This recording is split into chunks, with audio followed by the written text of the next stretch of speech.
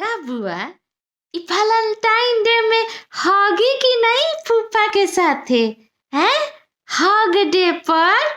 अच्छा, अब होगो डे मनता है ये वैलेंटाइन डे पर कहो जी है।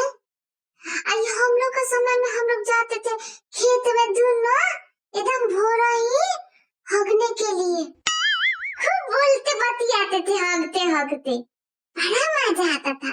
बाकी अब कहाँ, अब तो इस शहर में ये तो घर में इंग्लिश टॉयलेट है तो हम लोग सेपरेट सेपरेट जाते हैं हगने के लिए। एक साथ कैसे जाएंगे लोग, वो क्या कहेगा। oh, no.